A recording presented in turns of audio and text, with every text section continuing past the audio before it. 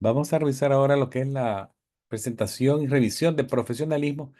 Este tema es reciente, creo que menos de un año, en enero fue que se incluyó en lo que es el ANCA y son cosas bien importantes recordarlas. Son desde el trabajo diario en la oficina, cómo vestirse, cómo hablar por teléfono, cómo contestar el teléfono, todo eso. Vamos a ir viendo el paso a paso de esto.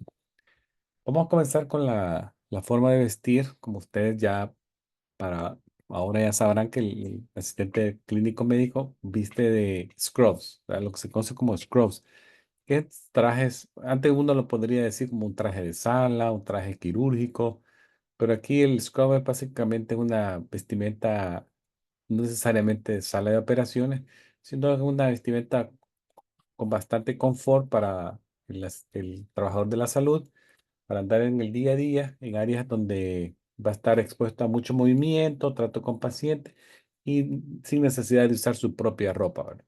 El scrub viene de múltiples colores, pues básicamente es el pantalón con una camisa sobre el pantalón. Casi siempre son mangas cortas, personas que usan mangas largas por abajo, por si las zonas donde trabajas tienen mucho frío, aire acondicionado. Y el color está relacionado a lo que es la zona donde vamos a estar trabajando, ¿verdad? Algunos scrubs podrían ser de color verde, como el que están viendo acá, con los tíos. Otros son de colores celestes o camisas con temática de infantil, ¿verdad? Si trabaja en áreas pediátricas. Los scrubs más o menos valen los sets de 30 a $40, ¿verdad? Pantalón y camisa.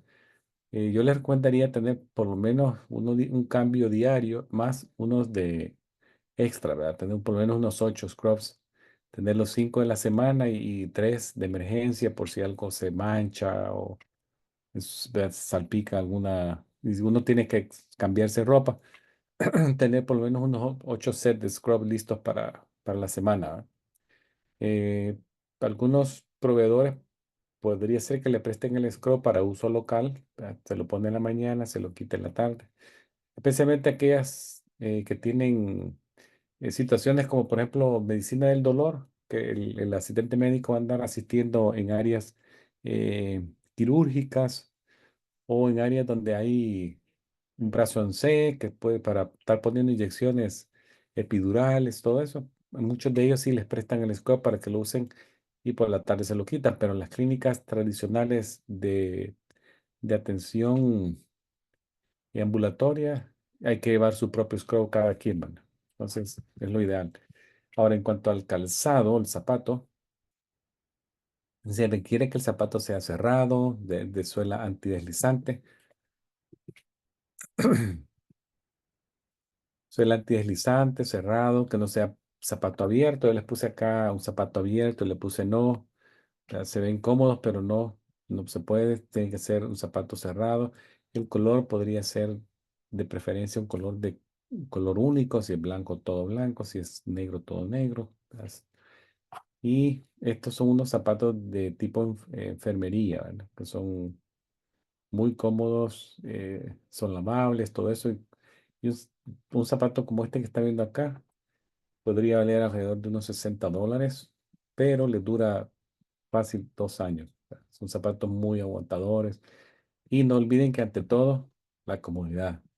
No olvidemos que tenemos que andar en esos zapatos 6, 8 horas o más, dependiendo de lo que ustedes quieran trabajar, pero tienen que ser cómodos ante todo. Ahora, en cuanto a la joyería, acá le puse yo al final acá, menos es más. La mínima cantidad de joyería es permitida tiene que usarse, ¿verdad? Lo mínimo, ¿verdad? Especialmente en cuestiones de anillo. Recuerden que tenemos que estarnos poniendo guantes, quitándonos, poniendo guantes, quitándonos, poniendo guantes. Entonces, lo ideal es mejor no andar anillos en las manos, las uñas acrílicas, ojo ahí, ¿verdad? No hay que andar uñas acrílicas porque podemos romper los guantes con las uñas. Entonces, las uñas de las manos que deberán de quedar al borde de la yema de los dedos, más o menos un cuarto de pulgada, para evitar perforaciones de los guantes, ¿verdad? Lo ideal sería quitarse anillos, aretes, cadenas, ya que la joyería sí podría albergar algunos microorganismos que potencialmente se constituyen como contaminación para heridas quirúrgicas de otros pacientes. Siempre revisémonos las manos todos los días para comprobar que no tenemos heridas, laceraciones o cortaduras, ¿verdad? En la mañana y en la tarde que ya nos vamos. En cuanto al cabello, lo ideal es tenerlo con las señoritas, que las tengo recogidos hacia atrás, ¿verdad? Esa sería en la presentación, es profesionalismo en la presentación. Ahora ya en la parte de cómo comportarnos, ¿verdad? Recuérdense que la apariencia profesional es lo que les dije, la vestimenta, el calzado, el uso del cabello peinado, bien presentado, todo eso. Y luego vienen las maneras de comportarse, que es también parte del profesionalismo. El profesionalismo básicamente es un comportamiento que se basa en la presentación física, ¿verdad? Y otra es el conocimiento y la aplicación de estándares éticas cuando servimos al público, ¿verdad? La apariencia se ha visto mucho que refleja competencia y le incrementa la confianza del paciente hacia el personal de salud. En este caso, ustedes van a ser asistentes clínicos médicos, ¿verdad? Entre mejor se vean, más confianza están enviando al paciente. Entonces, luego el otro comportamiento básico, comportamiento ya profesional, básicamente son responsabilidades éticas que ustedes van a adquirir. De eso voy a hablar un poquito más en detalle cuando la otra semana hablemos de lo que es la HIPAA. La JIPA da entrenamientos y tiene alcance legal la práctica de la JIPA. Entonces siempre es bueno conocer lo que es la JIPA, cómo comportarse en base a la guía de la JIPA y estar siempre actualizado en esas normas, ¿verdad? Eso lo voy a hablar después, que también es parte del profesionalismo del trabajador de la salud. Ahora, las características que competen al asistente médico en lo que es el profesionalismo, tenemos, por ejemplo, que aquí se nos menciona, ya habíamos hablado de la apariencia profesional, está el carácter, aquel carácter, sí, lo que les dije, está relacionado a los valores éticos y morales de cada quien. Luego la honestidad, que aquí se las menciona también, que esto es ser honesto con nosotros mismos. Básicamente es trabajar en base a nuestro alcance de práctica, no hacer ni menos ni hacer más. Cada vez que nosotros nos contraten en un lugar, nos van a dar una descripción del puesto y luego los requisitos y luego viene la parte salarial, todo eso. Pero siempre fíjense ustedes en lo que son la descripción del puesto, ¿verdad? Y las responsabilidades. Si ustedes se acogen a eso y básicamente trabajan en base al alcance de su práctica, es ser honesto, ser profesional. No hago ni más, pero tampoco hago menos, ¿verdad? Ahora, la confidencialidad, que es otro trazo, otra característica, es comportarse de forma ética y de eso vamos a hablar en HIPAA, ¿verdad? Guardar la confidencialidad, guardar la privacidad del paciente, lo que hablamos, lo que vemos, lo que oímos y lo que otros hacen. Todo eso es parte de lo que es la característica de confidencialidad en lo de HIPAA. Ahora, la última que aparece acá en la lista, tolerancia. La entendemos como, por ejemplo, el deseo de aceptar las creencias y prácticas de otros. Esta es una característica muy importante. La tolerancia le va a permitir al asistente clínico médico trabajar de forma efectiva con sus compañeros y también trabajar en forma efectiva con los pacientes, ¿verdad? No olvidemos que en Estados Unidos muchos pacientes que vamos a tratar van a ser de diferentes religiones, de diferente origen étnico y de diferente bagaje cultural de donde ellos vienen. Entonces, si somos tolerantes, somos deseosos de aceptar sus creencias y prácticas, nos va a hacer la vida un poquito más fácil, ¿verdad? Entonces, es bueno tener eso en mente. Ahora, ¿cómo nos vamos a relacionar con nuestros compañeros de trabajo y con los pacientes? Son rasgos de la comunicación, ¿verdad? Entonces, eh, aquí viene la comunicación entre compañeros. Es importante que, si bien es cierto, alcancemos un grado de confianza con nuestros compañeros, siempre es bien importante tengamos el rango de comunicación profesional cuando estemos con nuestros compañeros. Entonces, eh, tiene que ser la comunicación, tiene que permanecer entre nosotros profesional y apropiada a través del día de trabajo. ¿Va? Siempre es bueno dejar las discusiones no relacionadas al trabajo al mínimo, ¿verdad? Lo mínimo posible.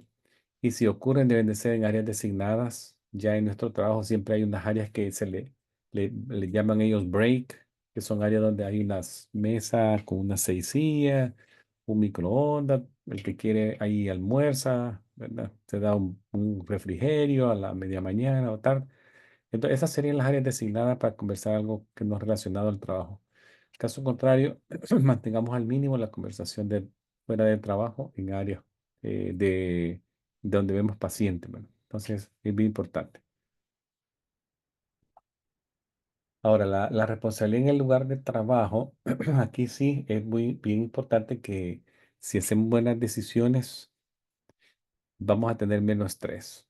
¿Verdad? Las decisiones en el lugar de trabajo, si las hacemos de forma ordenada, guardamos siempre es bueno guardar un libretita de notas, si es necesario, nos va a causar menos estrés. ¿Verdad? Mucha del estrés que vemos en el ambiente laboral actualmente es causado por el mal manejo de las tareas, las actividades que llevamos en el día a día y el manejo de nuestra agenda de trabajo. ¿Verdad? Si no somos organizados, esto sí nos puede causar mucho estrés para el trabajador de la salud. Y aún a veces siendo organizados, sentimos un poco de estrés. Imagínese aquel que no es organizado. ¿Verdad? Entonces, siempre es bueno crear tareas de listas, perdón, lista de tareas de que tenemos que hacer en el día a día para que vayamos eventualmente dándole valor, jerarquizando lo que tenemos que hacer ya, ya, ya, ya, o lo que le podemos dar un poquito de tiempo a lo largo del día. Entonces, es bien importante. Otra responsabilidad, pero la nombré yo también como característica, era lo de que les dije de la diversidad, que también la diversidad también, se me olvidó mencionarlo, incluye el idioma. Van a ver ustedes que muchos pacientes no hablan nuestro idioma. Nosotros podemos hablar tal vez español e inglés, pero ellos van a aparecer con que hablan portugués, que hablan coreano, ruso. Y no solo eso, sino que pueden tener también diferentes ideas en cuanto nosotros manejamos el espacio físico. Si ustedes saben, nosotros los hispanos somos muy de estar dando la mano, tocando a alguien en el hombro y tocándole la mano.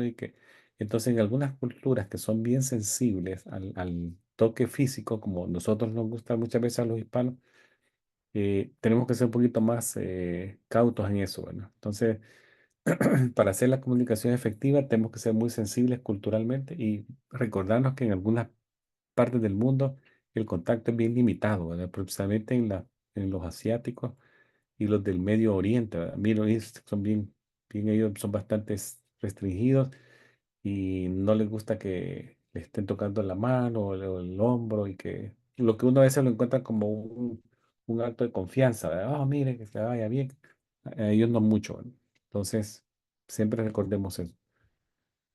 Ahora, en cuanto al manejo del conflicto en el lugar de trabajo, siempre tratar de hacerlo lo más empático posible, ¿verdad? En cuanto al trato del trabajador, siempre es bueno guardar algunas cosas en mente para minimizar el conflicto, situaciones de conflicto entre trabajadores, ¿verdad? Y staff. Siempre presentemos una actitud física, perdón, actitud positiva a nuestra forma de valorar el conflicto, ser profesionales en todo el tiempo, no prestarnos a conversaciones negativas, no alimentar, eh,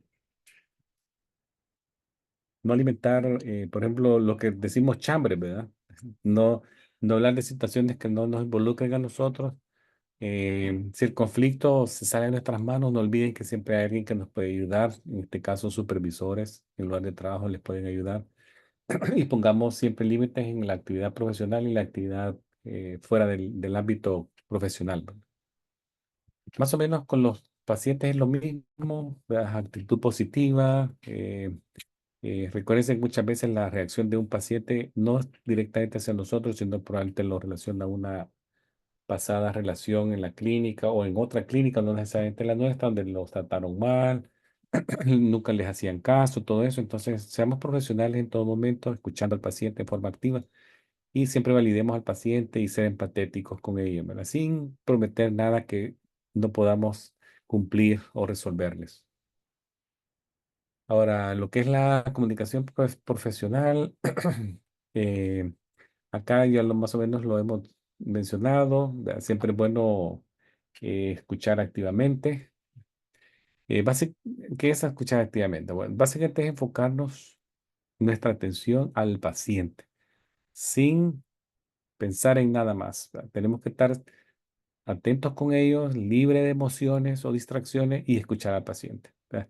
Podemos usar buen contacto visual con el paciente, sentarnos frente a él, no de lado de él, frente a él, verlo, evitar distracciones y darle un poco de privacidad a él, ¿verdad? Cerrar la puerta, decir que quiere comunicarnos, siempre observando el lenguaje corporal del paciente, expresiones faciales, palabras claves que nos pueda él dar a nosotros. Ahora acá vamos a ver esto que es la comunicación verbal y no verbal para sacar un poquito para recordar un poquito qué es esto, ¿verdad? Por ejemplo, la comunicación verbal, recuérdense que puede ser ya sea escrita o forma oral, ¿verdad? Para fines prácticos, la comunicación escrita es la más formal que la oral. Si no está escrito, no pasó, ¿verdad? Muchas veces no ocurrió, aunque lo hayamos hecho. Entonces, todo lo que hablemos, si tiene carácter de importancia en la relación médico-paciente o la relación paciente-asistente médico, escríbanlo, no se les vaya a olvidar, ¿verdad? Todo es escrito, así guardamos evidencia de que algo se conversó o se dijo. Ahora, la comunicación no verbal, aquí se refiere, por ejemplo, a información que puede ser enviada no en forma verbal, pero sí en lenguaje corporal. El lenguaje corporal es una forma que la persona podría mostrar algún sentimiento o emoción. Siempre pongámosle ojo a eso, ¿vale? Entonces, la comunicación secundaria que aparece acá en su lista, que yo le puse en verde, comunicación secundaria, muchas veces la vamos a ver durante la comunicación o durante la conversación oral, ¿verdad? Este incluye el tono de la voz, el volumen de la voz, la calidad de la voz y lo que se conoce la entonación de la voz, ¿verdad? Cuando yo estoy hablando, la forma en que yo pronuncio, la fuerza de mi tono de voz, el volumen, todo eso son comunicación secundaria. Yo puedo, aunque no me vea enojado y todo, denotar enojo o que estoy molesto o algo solo con el carácter secundario de mi voz, ¿verdad? También otro tipo de comunicación no verbal podría ser mi expresión de rostro, expresión facial, ¿verdad? Mi posición del cuerpo. Entonces esas son claves no verbales que también ustedes presten atención cuando estén en una conversación con el paciente.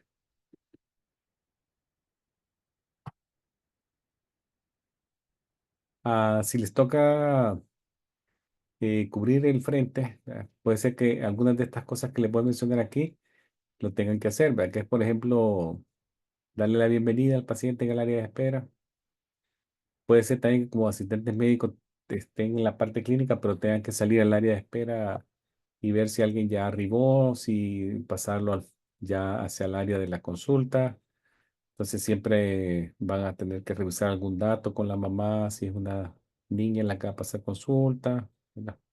Y acá lo digo la diversidad, ¿verdad? Que sea alguien que probablemente es de otra religión, que no es la nuestra, pero siempre mostrando buena actitud, sentados de frente, viéndola al rostro y teniendo buena comunicación con el paciente.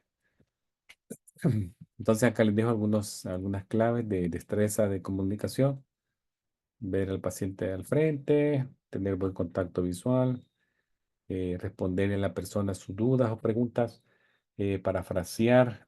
Entonces, parafrasear acá sería como repetir el mensaje de la persona en nuestras propias palabras. Esto forma una presentación de que le estamos escuchando. Clarificación de la idea es cuando nos aseguramos que lo que entendimos es eso, ¿verdad? Siempre le podemos repetir algo, parafraseárselo y de esa forma nos clarifica. También no olviden que el silencio es algo muy valioso. No siempre es hablar más el que manda más mensajes, sino que el silencio a veces da un mensaje poderoso y es bueno hacer una pausa y dejar que él siga explicando, ¿no? ¿Verdad? Y algo que les pongo acá, que el ambiente de la entrevista, ¿qué necesita? Privacidad, ¿verdad? Privacidad, área confortable. Siempre es bueno que el paciente esté completamente vestido, ¿verdad? No pidamos que un paciente se desvista o se ponga una bata y después de, ya que esté con la bata o del vestir, empiezo yo a hacer la entrevista. Eso es un error, ¿verdad? Primero yo lo entrevisto al paciente, lo que le dará un ambiente de confort, tranquilidad. Ya una vez yo terminé todo lo que es la parte de entrevista y preguntas, sí podría pasar al siguiente paso que sería que se prepare para el examen físico que el doctor ya viene. Por eso aquí les pongo yo, tiene que estar completamente vestido. Luego lo del contacto visual, escucharlo, poner atención. El tono de la conversación tiene que ser amable, permitir preguntas. Ahora, lo que les dije del toque, ¿verdad? Si bien es cierto, tocar a alguien es una forma de lenguaje corporal, cuando se usa apropiadamente, podría ser terapéutico, ¿verdad? Pero en poblaciones pediátricas, por ejemplo, se puede utilizar diferentes formas de tocar a un niño, que puede ser como a veces abrazarlo, calmando lo que está llorando, o tocarle su bracito, casi siempre va a estar con su mamá o la persona que lo lleva. Pero en algunas culturas, como les dije, podría ser inapropiado tocar, ¿verdad? Entonces siempre es importante buscar el permiso de la persona si yo voy a tocar y decir, oh, que le vaya bien, que hasta que no adquiramos un nivel de confianza bien grande con esa persona, no hacerlo, ¿verdad? Ese es mi consejo. Eh, Acá dice ofrecer la oportunidad de comentarios, hacer preguntas, priorizar información. Los pacientes a veces tiran una ráfaga de información y siempre es bueno priorizarla, escogiendo lo que tiene más valor para ese día y lo demás lo dejo como en segundo plano. No es que no me importe, sino que lo priorizo en un nivel 2, ¿verdad? Pero el nivel uno, este sí lo voy a apartar, me interesa para la consulta. Algunos errores, ¿verdad? Podría ser de la consulta. Por acá ¿dónde estaba eso? Bueno, antes de llegar ahí voy a platicar de esto. Proceso de entrevista, también les pongo que la entrevista se va construyendo a medida que se van dando datos, establecer una buena relación con el paciente, eh, tener una historia ordenada, adaptada, dependiendo si la pregunta al adolescente, a una persona femenina que llega por una consulta de embarazo o por una consulta de salud de mujeres, adultos mayores, todo eso hay que adaptando las entrevistas en base al paciente, ¿verdad? Esto ya lo hablamos un poquito de la cortesía, que haya buena zona de confort, paciente se relaje, esté tranquilo, confidencialidad, guardar su información de forma estricta y privada. El manejo de las preguntas, tienen que ser preguntas abiertas. Preguntas abiertas son aquellas que le dan una oportunidad al paciente de decir más de sí o no, ¿verdad? Si yo le pregunto solo que me conteste sí, no, un poco, sí, mucho, ayer, no, mañana. Estas son preguntas cerradas. Siempre habremos de preguntas abiertas que le demos al paciente una oportunidad de comunicarse, ampliando un poquito. Si nos necesitamos algo más directo, si se lo hacemos, ¿verdad? Por ejemplo, podría ser, ¿usted tiene dolor este día? Sí. Si lo tengo que preguntar la intensidad del 0 al 10, 0 no tiene, 10 es el dolor más severo que ha tenido en su vida. Entonces sería una pregunta directa, ¿verdad?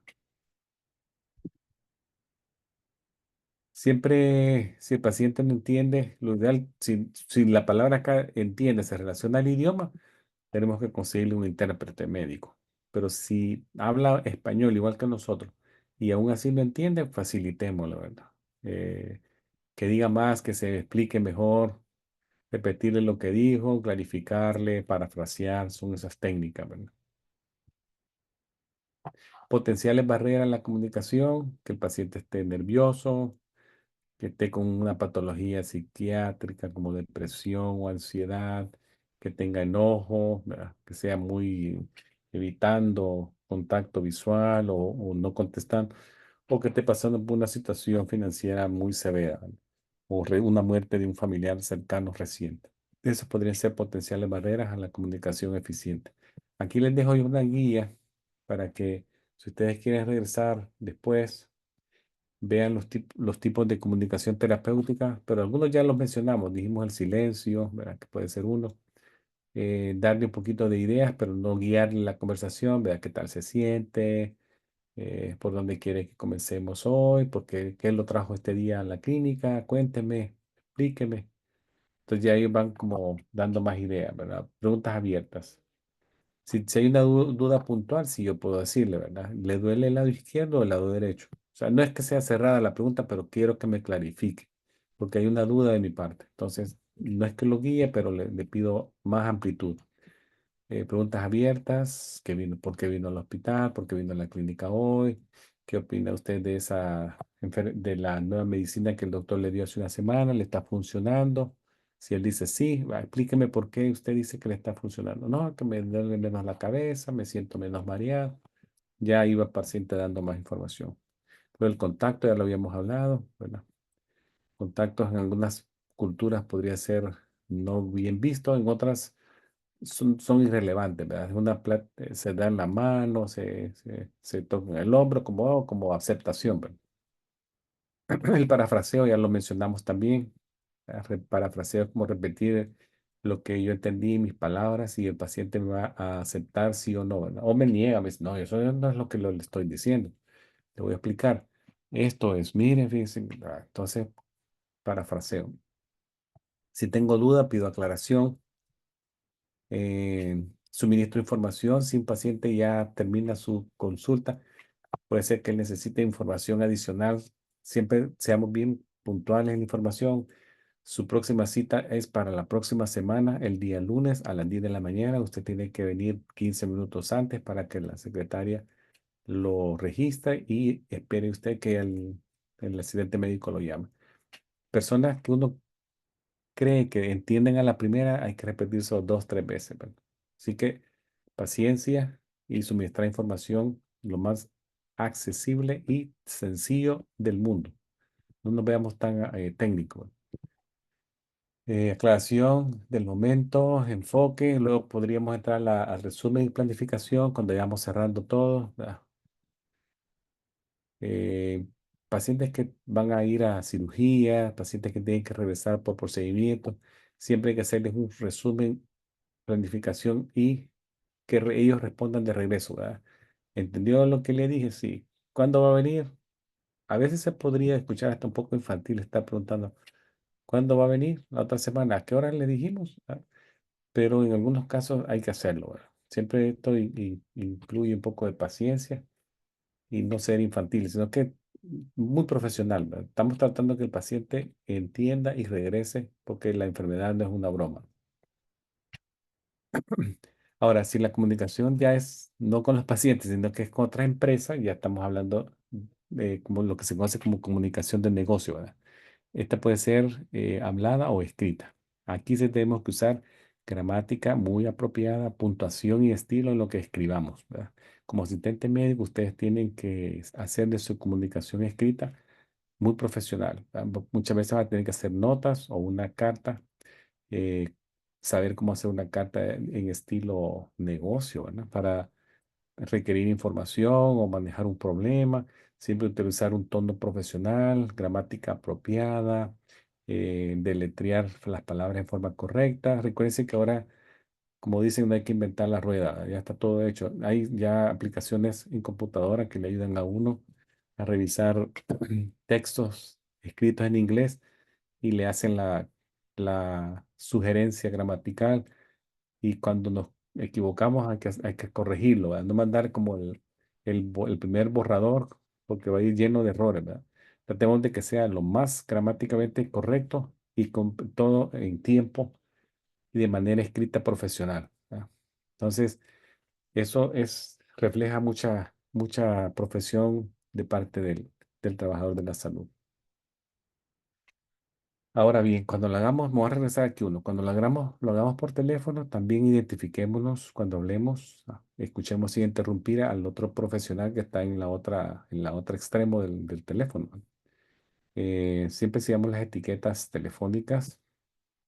Si nos llaman, contestar en forma pronta. Si tenemos que regresar una llamada a otro compañero de otra oficina, siempre hacerlo en horas hábiles y con la emergencia del caso. ¿Verdad? Si algo es emergencia, responder lo más pronto posible. Si es por algo escrito, hay que hacerlo vía fax o vía correo electrónico, que son mensajes que tienen que estar encriptados. ¿Verdad? Nunca nos enojemos con una llamada, mantengamos la calma y la compostura. Aquí les dejo algunas cositas que van a ver ustedes ya como trabajadores de la salud cuando vean que áreas protegiendo la confidencialidad de los pacientes, ¿verdad? Áreas de espera con música para mitigar un poco lo que se escucha, ventanas corredizas en los frentes donde están las secretarias. No olviden a un paciente que esté esperando, no ponga a hablarse de otra cosa frente a él, ¿verdad? Porque va a escuchar todo. Si tengo que hablar con alguien, primero lo atiendo, no contesto el teléfono y el otro paciente tiene que estar a una distancia prudencial. Si algo bien importante para la discusión, siempre la información sensible. El paciente tiene que ser llevado a un área privada, como lo ven acá. Está en consultorio con la puerta cerrada, ¿verdad? Cómoda, escuchando al médico o al asistente médico que le va a compartir alguna información, ¿verdad? Cuando el paciente esté en el frente de la clínica, entonces no llevemos a cabo conversaciones telefónicas frente a nadie, ¿no? Ni aún con otro paciente. Solamente un paciente a la vez tiene que estar ahí, ya sea en el teléfono o en la ventana a la vez. Etiqueta telefónica, contestar lo más pronto posible. Los expertos dicen contestar al tercer repique, ¿verdad? Tercer repique. Si tengo que poner a alguien en espera, tengo que ponerlo por lo menos 30 segundos. Si no puede seguir esperando, le pregunto, ¿puede seguir esperando? No. Entonces le tomo el recado por lo que él habla y le correspondo la llamada tan pronto yo me desocupe, ¿verdad? Pero no lo puedo tener ahí como 10 minutos o que no. Yo he oído pacientes que dicen, si yo hablo aquí, nunca me contestan. Probablemente está incorrecto, ¿verdad? Pero eso es un error. Tiene que contestarse o si el mensaje se dejó por el correo de voz, contestarle lo más pronto posible. Bueno, esto es lo que les traía de profesionalismo. Si ustedes ven, son cosas bien generales que probablemente ustedes ya las habían escuchado. Lo de la conversación que les dije se llama conversación terapéutica y la pueden ir a revisar después si quieren, cuando ya tengan más tiempito, se pueden regresar a ver lo de la conversación terapéutica. Muy bien, profesor. Excelente.